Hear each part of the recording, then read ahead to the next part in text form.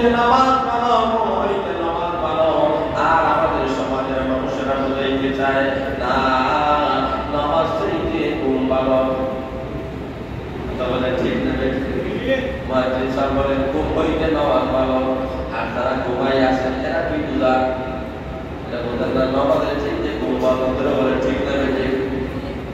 আল্লাহ রাসূল সাল্লাল্লাহু আলাইহি ওয়াসাল্লাম বলেন ফজর আযানের সাথে যদি ঘুম থেকে ওঠে না, আল্লাহ রাসূল বলেন ফজরের নামাজের মধ্যে যখন তুমি মসজিদে আসতে গিয়ে তুমি হাঁটলা, এই যে হাঁটলা তাই তারা বলে হাঁটো, এই হাঁটার মধ্যে কোনো সওয়াব নাই। আল্লাহ রাসূল বলেন তুমি ঘুম থেকে উঠে মসজিদে যে আসলা, ফজরের নামাজ আদায় করার জন্য এই হাঁটাটা তোমার সওয়াব, এক একটা কদমে এক একটা সওয়াব আদায় করবে। ডাক্তারের হাঁটার মধ্যে সওয়াব নাই, সেটা বলে ঠিক না ঠিক।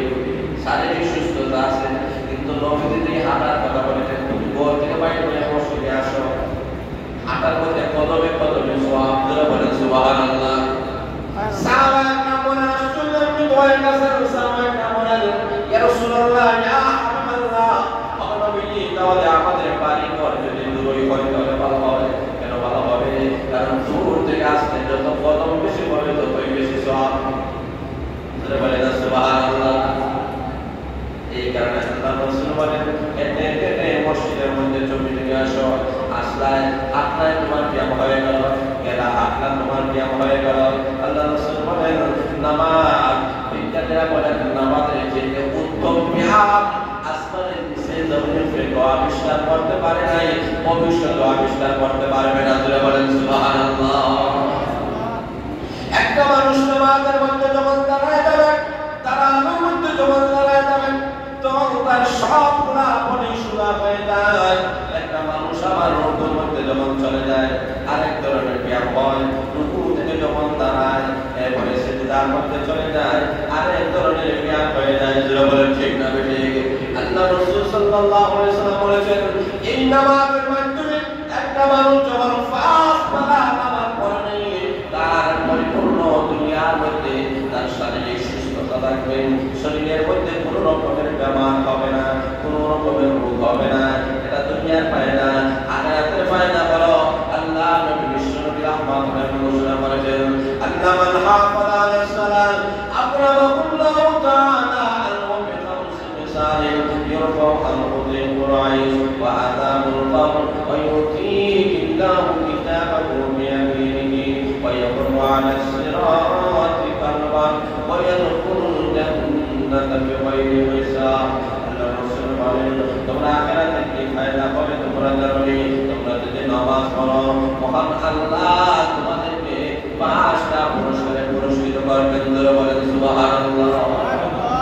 আল্লাহ নবী বলেন এক নম্বর হলো ইউরফাউ আল-মুযিবুল আইশ, প্রথম পুরস্কার হলো দুনিয়ার জিন্দেগিতে মহান আল্লাহ রাব্বুল আলামিন তোমাদের জন্য অভাব অনটন আছে, সকল অভাব অনটন মহান আল্লাহ রাব্বুল আলামিন দূর করে দিবেন। জোরে বলেন সুবহানাল্লাহ।